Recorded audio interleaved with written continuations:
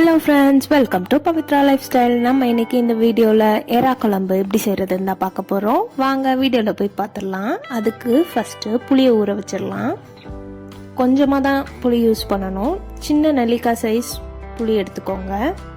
யூஸ்வலாக மீன் குழம்புக்கெலாம் எவ்வளோ யூஸ் பண்ணுவீங்களோ அதை விட கம்மியாகவே யூஸ் பண்ணணும். அரைக்கிறதுக்கு தேங்காய், 2 வெங்காயம், 1 ஸ்பூன் சீரகம், இதை தனியாக அரைச்சி வச்சுக்கணும்.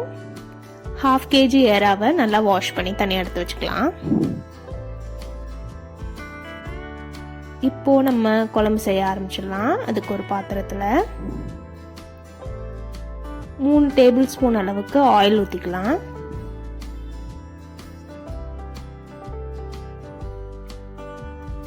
அதுக்கப்புறம் கடுகு,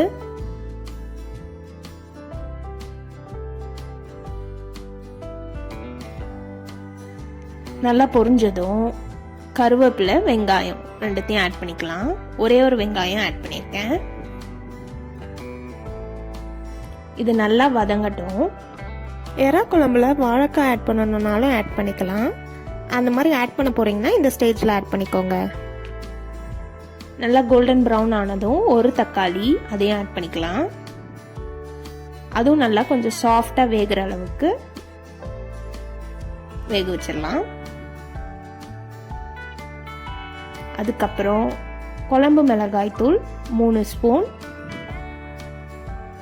இது இல்லைன்னா நீங்கள் 1/2 teaspoon red chilli powder, 1/2 teaspoon coriander powder, கொஞ்சமாக மஞ்சத்தூள் ஆட் பண்ணிக்கோங்க. அதுக்கப்புறம் நம்ம ஆல்ரெடி அரைச்சி வச்சுருக்கோம் இல்லையா, தேங்காய், வெங்காயம், சீரகம், அதையும் ஆட் பண்ணிக்கலாம்.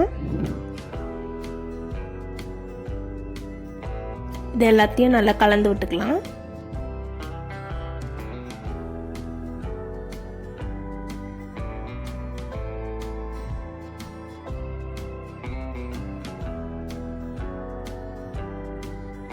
நல்லா கலந்து விட்டதும்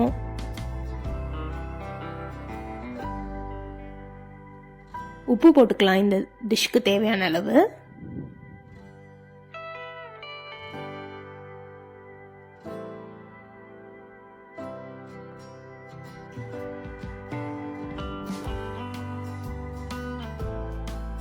அதுக்கப்புறம் நம்ம புளி ஊற வச்சிருந்தோம்ல, அதை கரைச்சி அந்த தண்ணியை ஆட் பண்ணிக்கலாம்.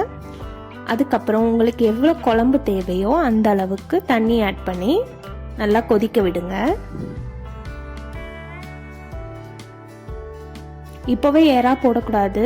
எறா ரொம்ப நேரம் கொதிச்சதுன்னா எறா சாப்பிடும் போது ரப்பர் மாதிரி இருக்கும். அதனால குழம்பு நல்லா கொதிச்சு நல்லா உங்களுக்கு போதுன்ற அளவுக்கு குழம்பு வந்ததுக்கு அப்புறம் தான் நம்ம எறா ஆட் பண்ணணும். லாஸ்ட் 6 to 7 மினிட்ஸ் கழிச்சு தான் ஆட் பண்ணணும்.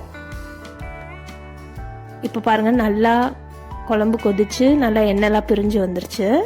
இந்த குழம்போட அளவு எனக்கு போதும். அதனால இப்போ நான் எறா ஆட் பண்ணிக்கிறேன்.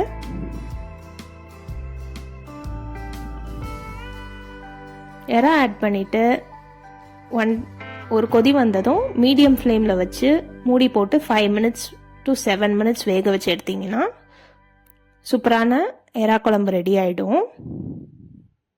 இப்போ தான் நம்ம சேனலை ஃபஸ்ட் டைம் பார்க்குறீங்கன்னா மறக்காமல் சப்ஸ்கிரைப் பண்ணிக்கோங்க. பெல் ஐக்கனையும் ஆலில் வச்சுக்கோங்க. அப்போ தான் நம்ம போடுற ஒவ்வொரு வீடியோவும் உங்களுக்கு நோட்டிஃபிகேஷனாக வரும். பாருங்கள், குழம்பு பார்க்கவே எவ்வளோ சூப்பராக இருக்குன்னு.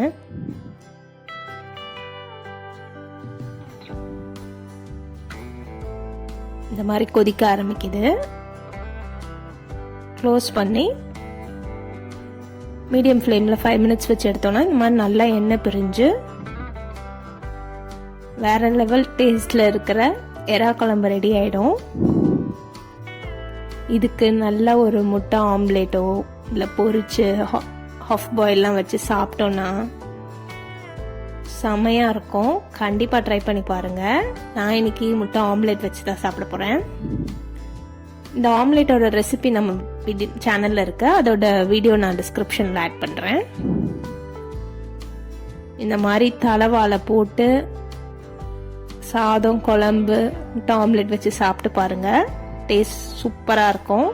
கண்டிப்பாக ட்ரை பண்ணி பார்த்து கமெண்ட்டில் எப்படி இருக்குன்னு சொல்லுங்கள்.